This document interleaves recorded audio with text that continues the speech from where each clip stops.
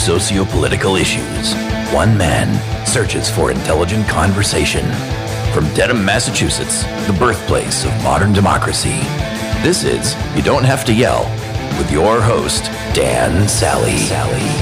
Welcome to episode 46 of You Don't Have to Yell. It's the bad boy of nonpartisan political podcasting here to deliver another kick to the ding-a-ling of our two-party duopoly. I just thought of that now. Great tagline. Now, in last week's episode, I spoke with Jeff Gregory, a former Southern Democrat who found his way to the very conservative Constitution Party and became a devoted fan of Donald Trump after seeing the way globalization had devastated the manufacturing-based economy in the region he was born and raised, and realizing that the establishment of both major parties weren't going to fix the problem. And this week, we've got Nathaniel Lane, who was raised in a Republican household and eventually found his way to the Green Party for almost the exact same reasons. Now, Nathaniel is co-chair of Ohio's Green Party, and join me to discuss the current state of the economy, the Green Party's plan to rectify some of the imbalances in it, and also challenged my love of capitalism in a system that produces billionaires like Jeff Bezos and Bill Gates. As with Jeff, Nathaniel really gave me a different perspective on some long-held beliefs I had and made for a fascinating conversation. I'll be back at the end to explain more, and until then, listen on. Now, you're born and raised in Cincinnati, is that right? Yes, the suburbs just to the north of Cincinnati, actually, Fairfield, which is in Butler County, which is the county immediately to the north of Hamilton County, where Cincinnati is located. You and I know from our earlier conversation, we kind of started with the same upbringing, which is you came from a fairly conservative Republican household, right? Yeah, two of them, actually. My parents divorced when I was 12, and when my mother remarried and my father remarried, they both married within the party. I don't think that was obviously their intent, but it just kind of happened, you know what I mean? Yeah. Grew up in two Republican households. My father was an aerospace engineer. My stepfather worked at the same company my father did at one point and came from the Marines, so they each kind of had a very old-school conservative, borderline libertarian political philosophy, and each of their respective wives just kind of followed their lead. Yeah. And so to ask a question my dad often asks of me, where did things go wrong? Honestly, really, I don't know if you'd say it was wrong. I think the libertarian side of both my stepfather and my father's political outlook really informed kind of my break from Republican orthodoxy. I saw it as a welcome change from the this would have been late 80s, early 90s, I suppose. Yeah. And if you remember that time period, there was a lot of disillusionment with the Republican Party itself. Ross Perot had his run in 92. And my parents themselves kind of shared that disillusionment, and it percolated down to me as a teenager. And the Democrats weren't really considered a acceptable place for me to pour my energies into as a teenager. So I could rebel safely with the Libertarian Party and not really disturb the apple cart too much. I kind of had the same break where I worked. So I volunteered for William Weld, who was our governor at the time back in 96. He ran against John Kerry, who, then Senator John Kerry. Yes. And so I volunteered for Weld's campaign, and I was definitely, same thing, raised Republican household. I believed in some Republican orthodoxy, at least on the fiscal side. And I think what I saw happen and where my kind of move away from the party happened was just during the Bush W years. Yeah, it was pretty bad right then. I mean, I know a lot of people moved to the Libertarian Party from the Republican Party at that time due to disillusionment over some of those policies that were occurring under the Bush administration in those early years. Yeah, and I voted for Johnson in 2012. So the second Obama election, I voted for Johnson just because, it's Massachusetts, so my vote Yeah. Truly doesn't matter. No, it's pretty well decided there, unfortunately. Yeah. And so you were libertarian for a while, and then my teens through to young adulthood, and then when I got out on my own and I further saw the world, that was when I really kind of discovered the Greens. That was the late 90s, 98, 99, 2000, right around the time that Nader was running. Yeah. But immediately preceding that time, the Clinton administration wasn't really exactly inspiring for the left either. That was the thing that was really unique about those two presidencies, about Bush and then Clinton subsequent to him, was that neither of those really excited or appealed to their respective parties like you would kind of expect, I suppose. It's funny you say that, because I do feel like the Democratic Party began to veer away from its traditional working class roots around the Clinton administration. Yes. And it's funny because it's funny that Hillary Clinton just happened to be the Democratic candidate at a time when all those seeds that were planted during her husband's administration came to fruition. Absolutely. Because if you look, the entire march towards globalization, not to say globalization necessarily is a bad thing on its face, but certainly the march to unfettered globalization at the unfair expense of American workers, in my mind, was really seeded back during that period of time. You had NAFTA, and then subsequent to that, you had everything that was going on with the World Trade Administration, if I'm not mistaken, World Trade Organization. I remember it was 99, I think, there were pretty massive protests in Seattle, or was that 2000? Yeah. It was 99 or 2000. And there are actually a lot of Greens that I know who were on the ground at those protests. There was a very strong undercurrent of change at that point in time that was kind of nipped in the bud when Bush came in and the 9/11 attacks happened. And I did feel the echoes of the 90s and the 2000 election and 2016 very acutely. Yeah. And, obviously, like here in Boston, we made out okay because of globalization. We're a tech hub, so we did fine. What did you see in Ohio during those changes? Honestly, you have to consider, I was a teenager. I was born in 76. So much of what transpired as a result of NAFTA was very much a slow-moving train wreck that I was becoming educated about the history of everything as the wreck was occurring, basically. Ohio really saw manufacturing gutted pretty badly. The automotive industry in Detroit and in Michigan really had a lot of support throughout the Midwest. Ohio was no exception to that. It's only a short 3 or 4 hour drive north to reach Detroit itself. So you can imagine there were significant chunks of the supply chain scattered throughout Ohio, Pennsylvania, etc. And ever since that deal went through in the 90s, there was a definite acceleration of the exodus of manufacturing from Ohio. And so we're kind of considered part of the Rust Belt now, rightfully so. We've got numerous cities throughout the state that are old industrial manufacturing hubs, and their populations are half what they used to be, and the infrastructure is rusted, and the concrete is crumbling, and it's a sad state of affairs. And that obviously has highlighted some of the anti-immigrant and xenophobia within Ohio, because there are people that want to point the finger somewhere. And ultimately, rightfully or wrongfully, they look to that deal, and rather than looking at the politicians who passed it, they look at the people who actually end up being impacted by it and blame them. And this is something that I've talked about again and again in this podcast is, when people aren't being cared for, they're going to look for somebody to blame.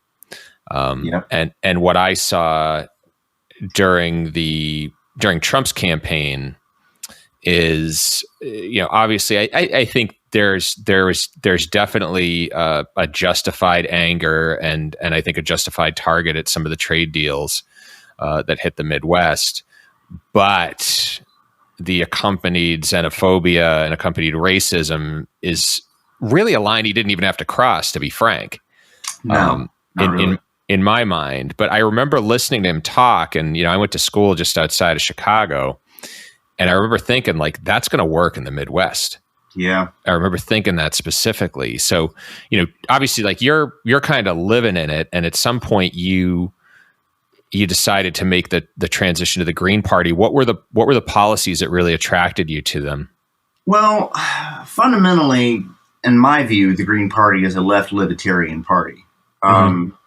There's definitely some commonality between the Greens and the Democrats on a multitude of issues, but there's just as much commonality between the Libertarian Party and the Green Party, especially when it comes to issues like civil liberties, protection from large centralized governmental power, the drug issue, legalization of cannabis. I'm not going to lie, was a pretty attractive issue to me in the late 90s. Yeah. As a young adult, and with the state of drug laws in America at that time. And it's easy to forget, but 96, 97, 98, 99, when did California legalize for medicinal? It was like, if it was 10 years ago. It was in the 2000s, I'm pretty sure. Yeah. So people forget how quickly things have changed, but back in 96, 97, 98, when the Green Party was out there advocating for not just decriminalization, legalization, and regulation, as well as decriminalization of other drugs, that was a very revolutionary position to take. And the only other political party at the time really staking out that position was the Libertarian Party. The appeal for me, though, came from my awareness as a young adult, really truly high school student, but it really came to fruition as a young adult, just to the scope and scale of environmental damage and destruction that had occurred in our nation, that was occurring still. And the Green Party and its focus on the environment really spoke to me. They were advocating for solar power at a point in time where it was really something you mostly saw in science fiction novels, despite the fact that the technology existed. It wasn't not as advanced as it is presently. Yeah. And in 97, 98, 99, 2000, when you hear a political party talking about legalization of drugs, decriminalization of drugs, they were talking Medicare for all, properly caring for people with health insurance back in the 90s. That was not a position the Democrats were taking. That was not a position the Republicans were taking. They were very anti-war. And despite the fact that we weren't engaged in a large-scale war in 97, 98, 99, there was that ever-present shadow of that no-fly zone in Iraq and this constant drumbeat of every 3 to 6 months, there'd be some missiles fired off whenever Clinton needed a distraction. And, that really kind of provided a fertile environment for somebody who was disillusioned with the Republican Party, but simultaneously disillusioned with the Democratic Party to look for a new home.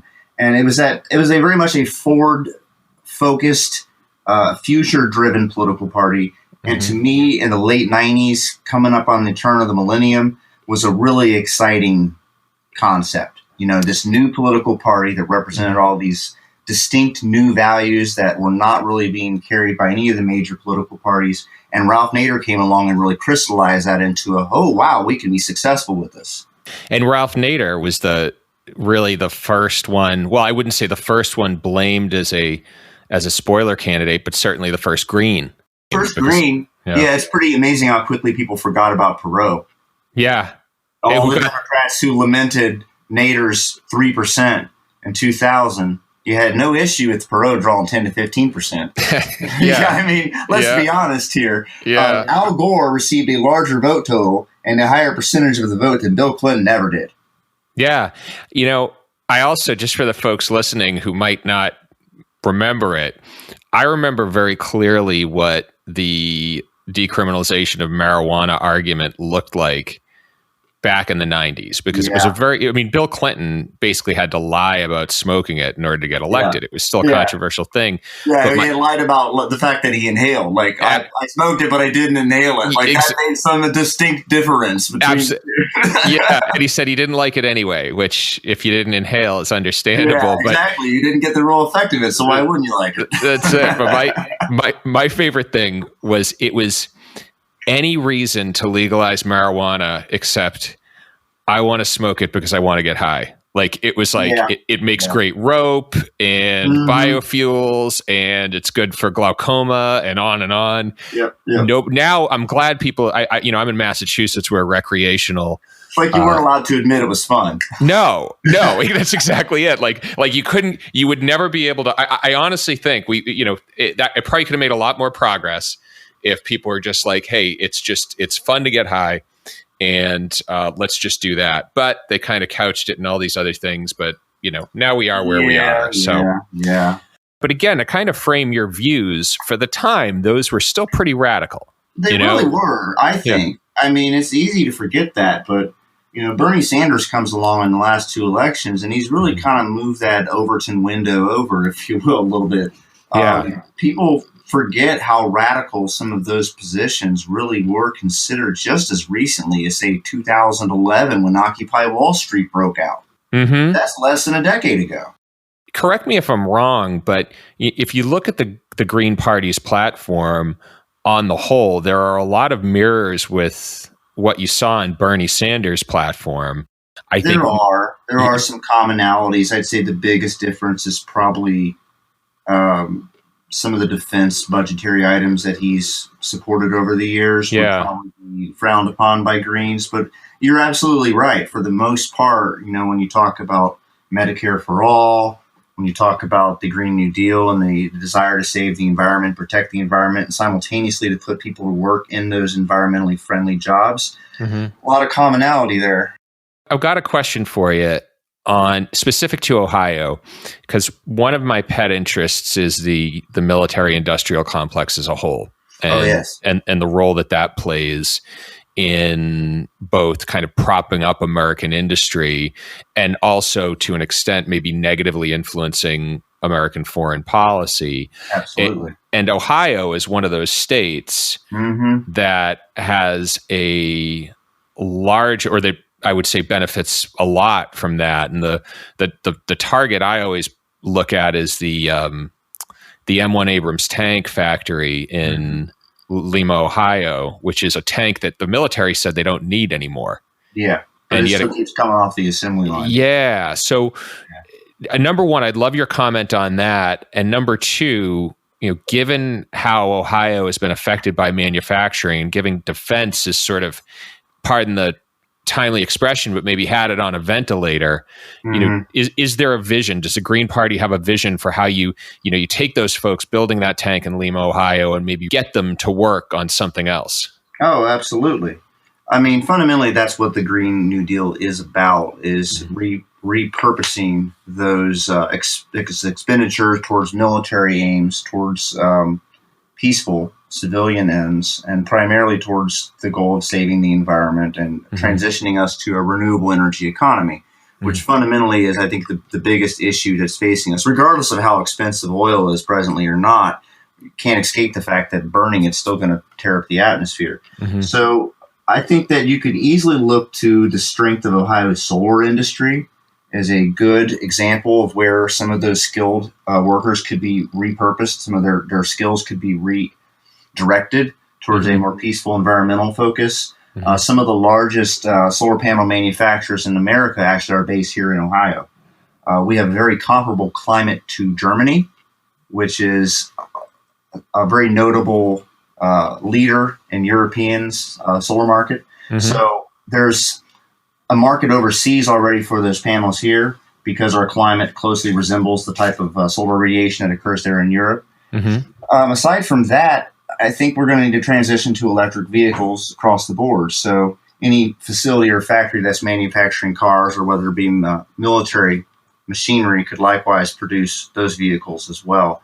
But I mean, fundamentally, the goal isn't necessarily to put people to work back in the same factory making something else. A lot of what needs to occur in the Green New Deal is basically going into people's houses and increasing the energy efficiency at those residences. And so some of those paychecks might not be as large as those checks that you would see at a defense contractor, but you generate more jobs with them. So you benefit more people. Maybe not making $100,000, $150,000 a year in a tank factory, but maybe they're making $50,000 a year doing home installation. And so what do you tell? So the folks who maybe leave that plant and have to make $100,000 a year less, what makes up the difference, or what makes that a little more palatable to them, would you say? I mean, fundamentally, it's once again, you get into the same kind of discussion and argument that you often have with sharing resources. Yeah. And that's fundamentally what we're talking about here. A job is a resource, right? An income is a form of a resource for an individual. And if you have one individual that's making $150,000, $200,000 a year in a secure defense industry job, making those tanks that aren't really needed, but you could break it down into four $50,000 jobs, that supports a whole lot more families and a whole lot more kids. And so it might be a tough sell to that individual factory worker, but I don't believe your sell is necessarily to that factory worker. You're trying to speak to the broader society at large to explain how we need to make a change, how that 0.5% of the workforce needs to probably find another occupation where they make a slightly less income so that we can put 2.5% of the workforce to work who presently doesn't have that resource available to them. So, I mean, it's a tough sell. I'm not going to lie. Many of these things that we're discussing are not easy changes, and they're definitely going to have impacts on individuals. We talked about Medicare for all and eliminating the profit motive in the medical industry through the insurance. You know, the predatory nature of the insurance company standing between patients and doctors and providing care. Okay, sounds great. Get rid of the insurance companies, have it be a relationship strictly between doctor and patient, you know, have a single payer bill cover it all. Well, all those people that worked at the insurance companies, well, what do they do now? You know, so all of these changes fundamentally do require, you know, some discomfort potentially, but that doesn't mean they aren't changes that necessarily shouldn't be taken for the benefit of all of us. Yeah. And I would also say, kind of based on how you framed it there, and maybe it's not the right word to use, but in a lot of ways you're shifting the victim. And the question is it better for someone to lose their job at an insurance company than for someone else to be bankrupted for having cancer? Yeah. Or is it better for 5 people to be employed at $50,000 a year than for a service that people need that benefits the environment, than one person make $150,000 a year for a service for a vehicle that the Army isn't asking for? Okay, let me share this perspective too. I'm an electrician by trade, and I've been in this trade for the vast majority of my adult life. And for significant portions of my adult life, including now, what I wouldn't give to work a 40-hour work week. I can't get under 50. You know, and that's routinely the case with a lot of contractors. They have a calculation to make. I have this job. I've got these extra projects I got to get done. Do I hire a few more people?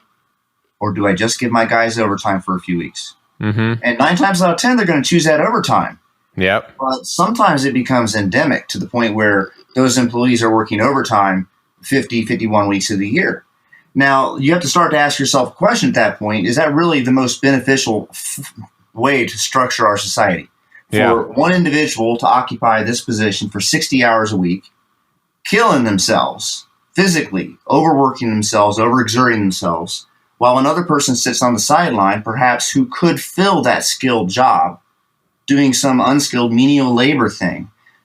Whereas you could put 2 people to work for 30 hours a week doing that job. Yeah. You know, and there's some redundancy then if somebody gets sick, you got a backup.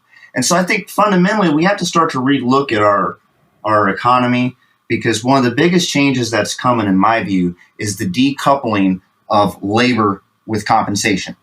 It's already happening. We have to find a way for people to be able to be compensated and to earn an income without necessarily putting in 50, 60, 70, 80 hours a week.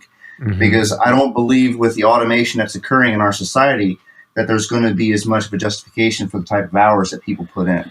No. And so we've got to find a way to start sharing the workload so that everybody gets a little something to do and to take care of themselves. Yep. Yeah, 100%. And I think, you know, what you're seeing now too with the current pandemic is you're also seeing that in some ways labor is more powerful than it's ever been. Potentially. You know, I think what comes to mind to me is the folks working in meat packing plants or the folks working in supermarkets. You know, these are people who have not necessarily had the strongest negotiating position when it comes to salary or benefits.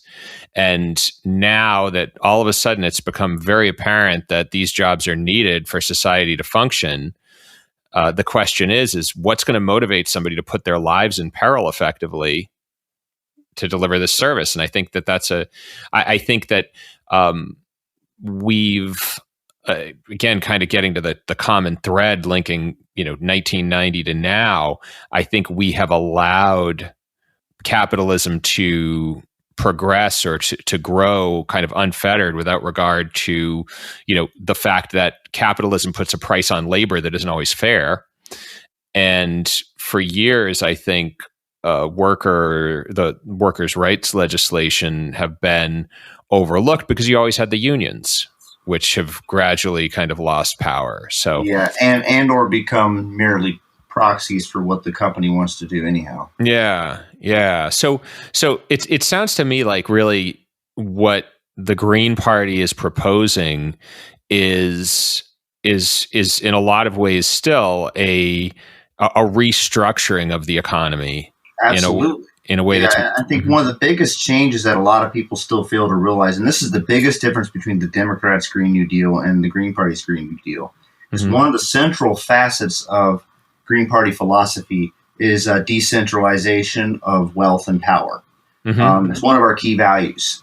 And how that plays out can affect a few things. For one, it can produce a very disorganized national party because you end up with 50 individual chapters. It's technically the Green Confederacy. So that poses some organizational challenges, which is a whole separate conversation, probably a whole separate podcast. Okay. But fundamentally, though, what that plays out is when it comes to distributing those resources. Presently, we pay our taxes, it goes to the federal government, and they dish it out to all these local, defense contractors. I think the Green Party views this as much more of a situation where the states and the localities need to have more decision-making power on how those funds are being spent.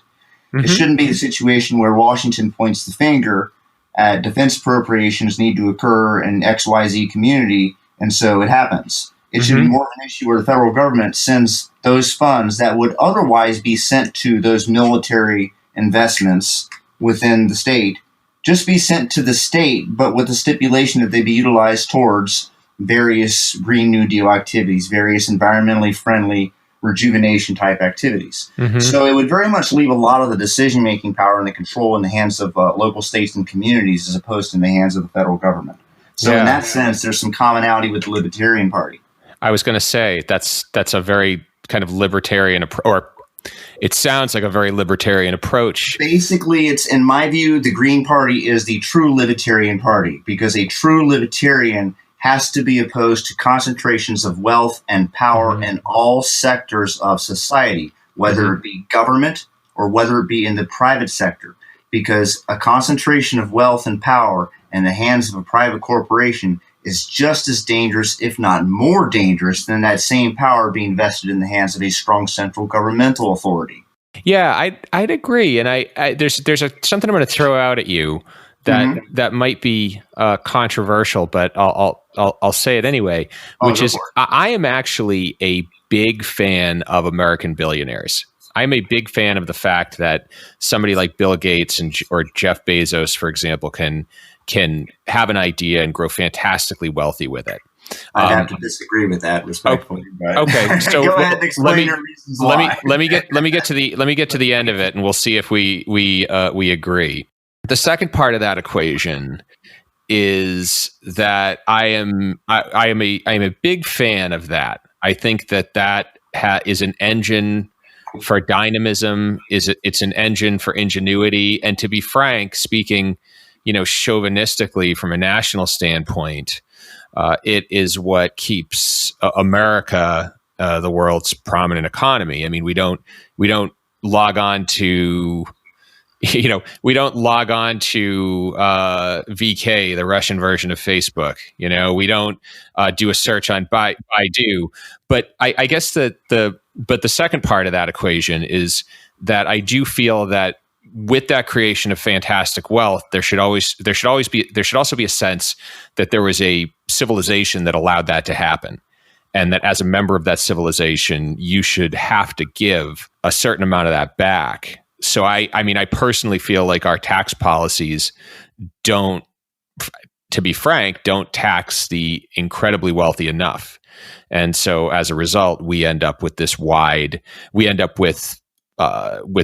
disparity, and we end up with a situation where where many things that were considered rights at one point are now really there for those who can afford it, maybe healthcare and education being two among them. Yeah. So I'll let you disagree with me, or I'll let you comment on that now.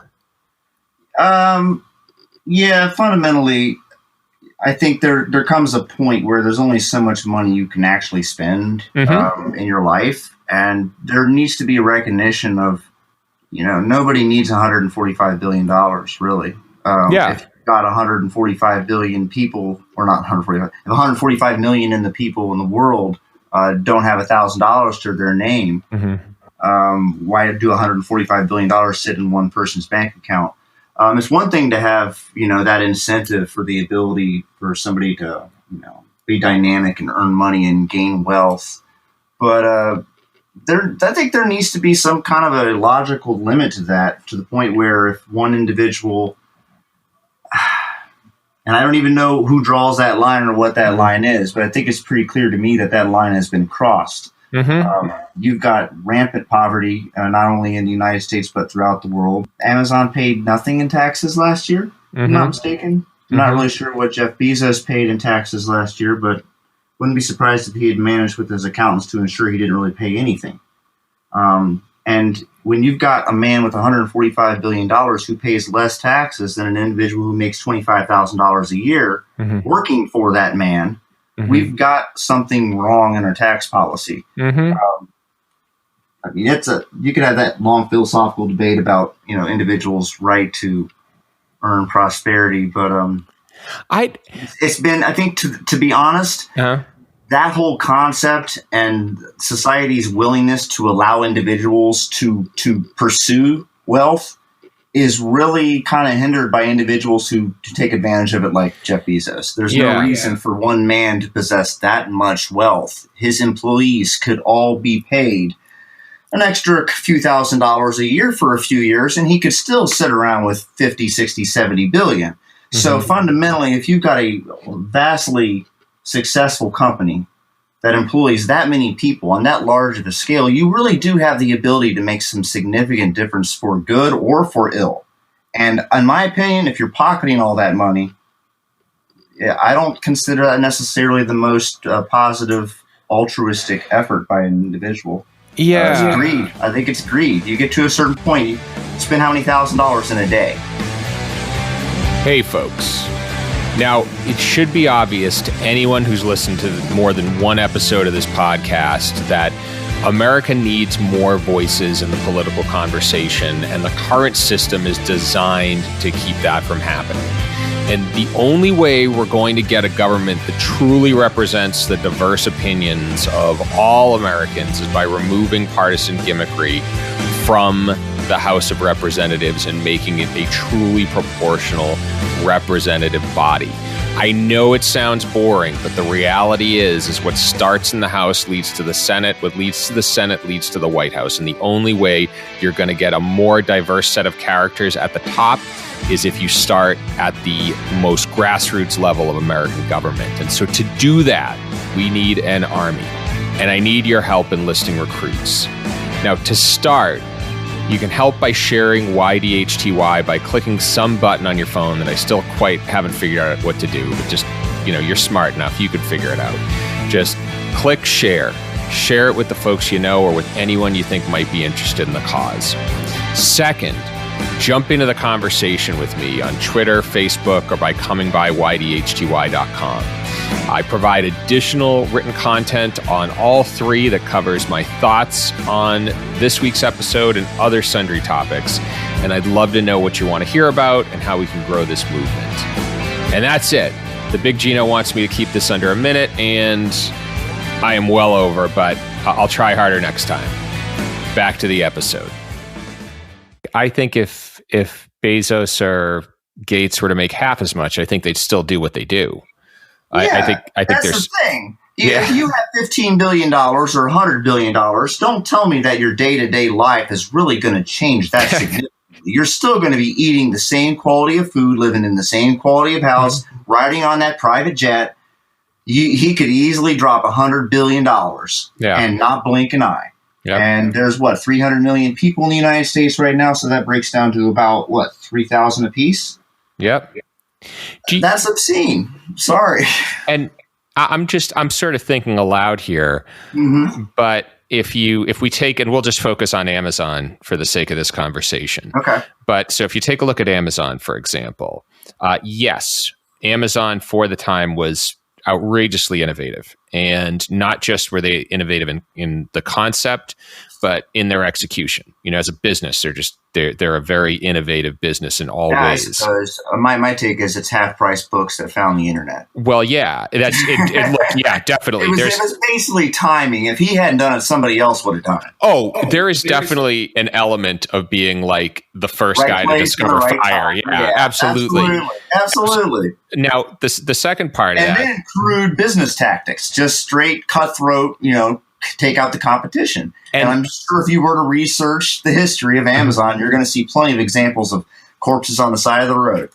Yeah, and to an extent, I think the economy is going to be a bit predatory like that, within ethical bounds. But I also think you also have a situation where part of the profitability of Amazon is driven by the fact that you don't have to pay. You don't necessarily always have to pay a livable wage. You don't necessarily have to provide your employees with health care or make sure they're covered in that way. You don't have to worry about the working conditions of the folks over in China who are manufacturing all those cheap goods that are getting sold on your website. And so in a lot of ways, what I wonder is fantastic wealth more a symptom of inequities in the system?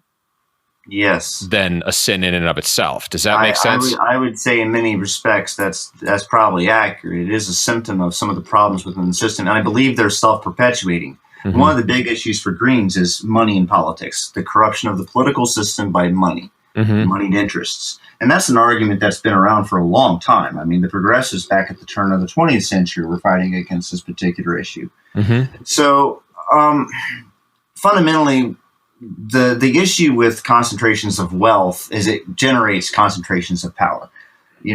Jeff Bezos has the ear of probably any Congress person he wishes to speak to. Yeah. Right? Any state governor he wishes to pick up the phone and get on the phone, he can probably do that.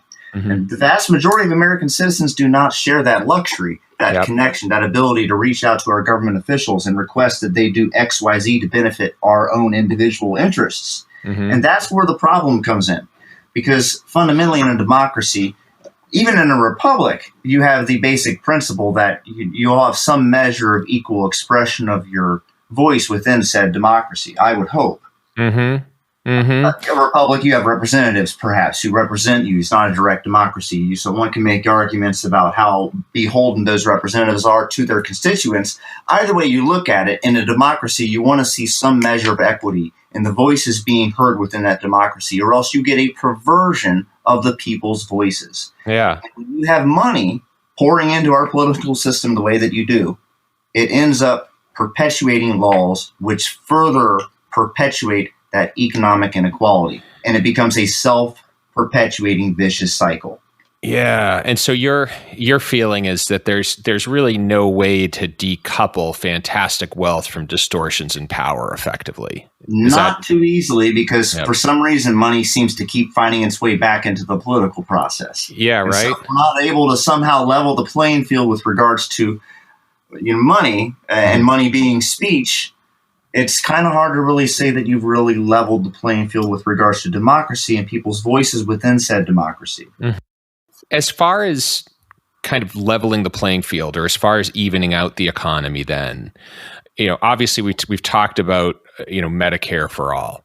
We've talked about the Green New Deal as a way to distribute prosperity a little more evenly. What are some of the other green principles that address this issue? For one thing, there's a universal basic income, something that the Greens have been calling for at least 20, 25 years now. And recently that's been getting some champions within the Congress, within the Senate and the House, with our current crisis that we're dealing with right now. It's a pretty solid concept when you look at the advances in automation. Fundamentally, it's hard to have an economy operate if the people don't have funds with which to spend on items to sustain themselves or entertain themselves, however you look at it. Yeah. So we've reached a point with automation where you are seeing productivity gains year in and year out from our workforce. And yet you don't necessarily see the equal distribution of those wages, the wealth that's accrued from that productivity gains. Most of that's poured into the companies themselves, into the stock market, and to the CEOs. I find this all really interesting here because, I getting back to my roots, my dad was, son of immigrants, as were as was my mom. And he came and, worked his way driving cabs and building chimneys through law school. And, what made him Republican was when he finally started making money and the Democrats around him told him that he didn't deserve it. And that kind of hit a note with him. That kind of struck a chord, got him riled up and shifted his mindset. And so that sort of was imparted onto me. And I've always been a fan of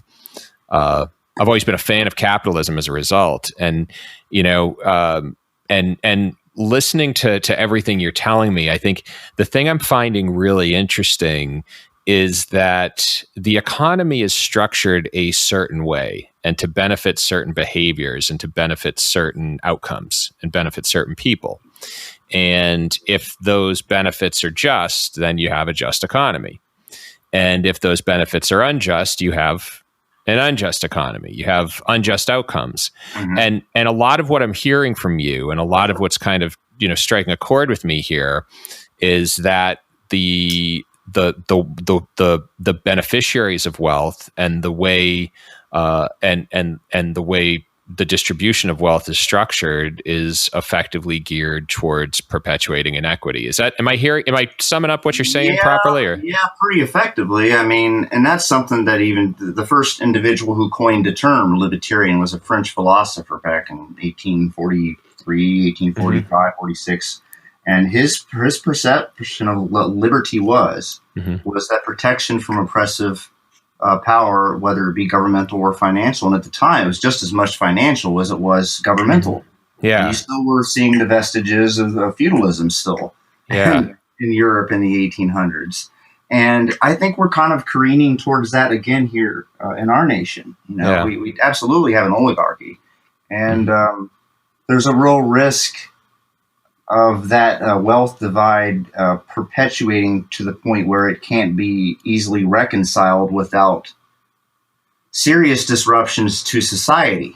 And I've got a kid, I've got a wife, I've got a business. I don't want to see, society in chaos and violence, but it's been the pattern throughout history, is that seems to be the one thing that ends up kind of resetting the balance when it gets a little bit too far out of balance. I mean, I can't tell you the number of people on my Facebook feed that have popped up with a guillotine and a meme over the course of the last 6 months. I mean, fundamentally, it's hard to be free and have liberty in a society in which you have individuals that have that much wealth and power. Yeah. And it really kind of, as I said, it perpetuates itself.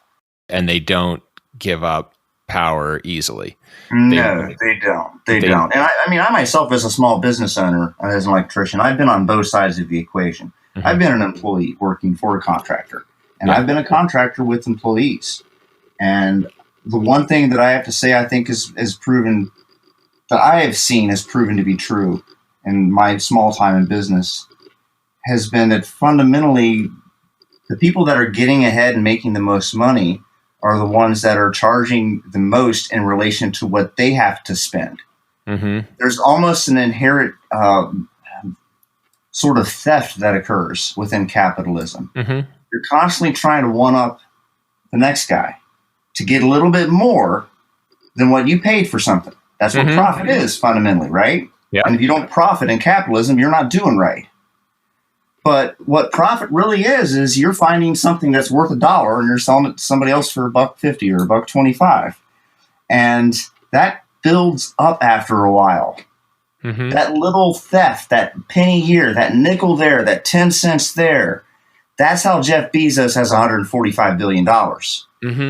I was really interested in this concept earlier on that you talked about, the decoupling of labor with compensation.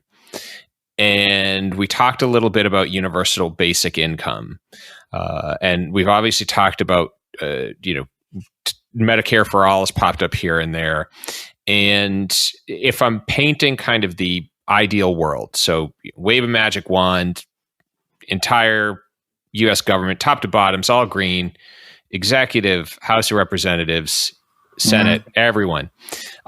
It seems to me that what you have is a country where the basic necessities are provided for. So healthcare, food, and shelter, all the basic necessities. And then beyond that, whatever income you have is effectively gravy. Like, what extras do you want on top of just these basics?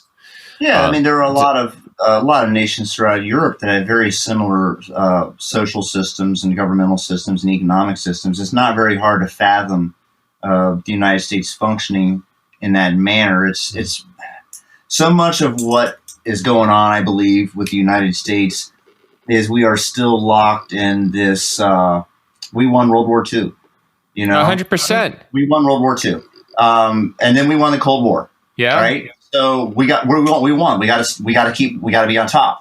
Right. Yeah. And I think that's what drives a lot of this defense spending. It isn't so much defense as just like a passive, ingrained.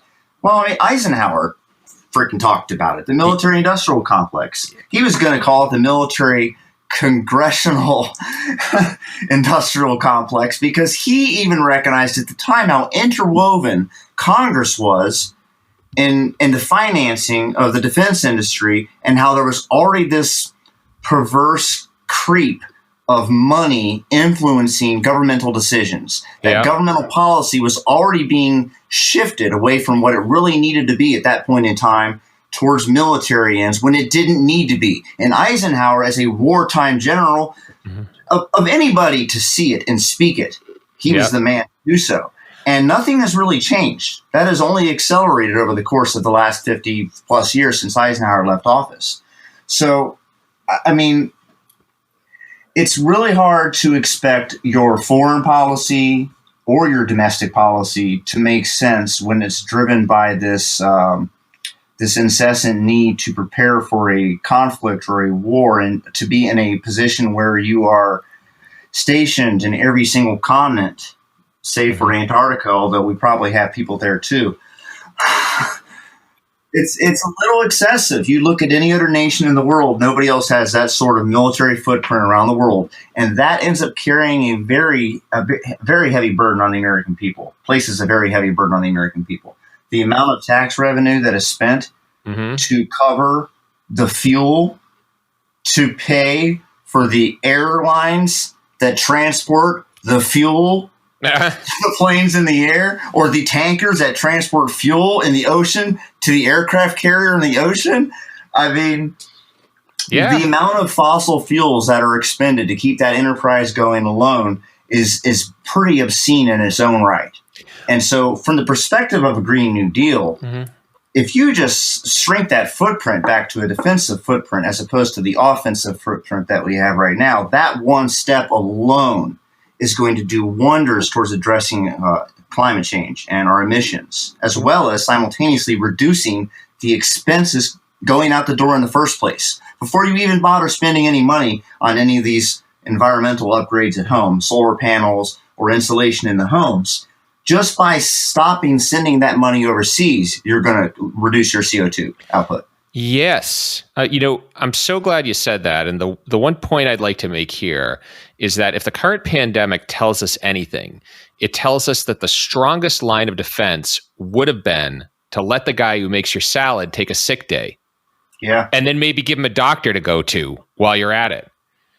And it just goes to show how, pumping tons of money at an enemy that has yet to rear its head is anachronistic. Yeah. I'll throw a theory out there, and it's something I've thought of is if you look at history, every 75 years, everything falls apart. American history, roughly. So Roughly. end of the Revolutionary War to the Civil War, 75 not years. over the whole planet somewhere. Yeah, exactly. And I think, you mentioned this earlier, where systems perpetuate and systems self-perpetuate until they can't perpetuate themselves anymore. And there's always some breaking point. Mm-hmm, mm-hmm. And it's not necessarily what you would expect it to be. Case in point now, I think. And I think part of the reason is that within 75 years, the people who were alive during the old era are no longer around, or there aren't. All of the memories that they had that could have warned us or prepared us are gone. Exactly. And if you look at if you look at Trumpism, and I look at my parents who were born right at the end of World War II, they have no frame of reference outside of this Cold War, and never ending upside. Yep. Incomes were rising. People were buying homes. It was nothing but upside because you were on the ground floor of a new world order.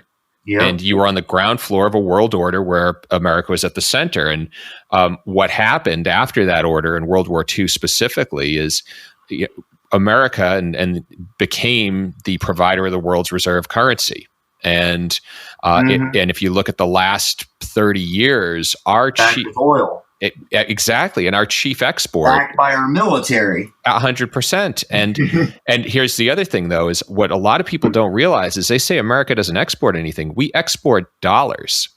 If you want to do transactions internationally, if you are, Saudi Arabia and you want to buy wheat from Ukraine, you need to do that in USD. And so to do that, the US government has to keep a certain amount of debt. And we've used that debt for less than productive means. I mean, all the while we could have been funding education, we could have been funding infrastructure. Yeah. However, that largesse has been directed to largely, like you said, the military, and largely to things that are maybe less productive. So definitely not constructive. You're in Ohio. You're in the battleground state. I guess so. Honestly, it's more red than anything else right now. It seems like it. But it's been pretty solid red. Obama carried it in 12 and he carried it in 8, but he did. It was a horrible year for the Democrats in 2010 in Ohio. Yeah, and 2014 wasn't very good either. And 2016 was a pretty solid Republican year across the board. Although gerrymandering doesn't hurt. Oh, gerrymandering is a huge factor. The Ohio legislature, I think, has maybe 53 to 54% of the votes were allocated towards Republican candidates, and yet they hold probably 65% of the seats. Yeah. It's pretty bad. The Senate's even worse. And then they own all of the statewide offices presently. Secretary of State, Lieutenant Governor, Attorney General, Treasurer, etc. All of them, basically. So what's it like trying to organize and nominate and run Green Party candidates in that environment? Well, a lot of it depends on where you're at in the state. Despite the fact that Ohio is blood red, the urban areas, Cleveland, Columbus, Cincinnati, notably, Dayton also, and Toledo, there are pretty strong Democratic parties present in each of those cities.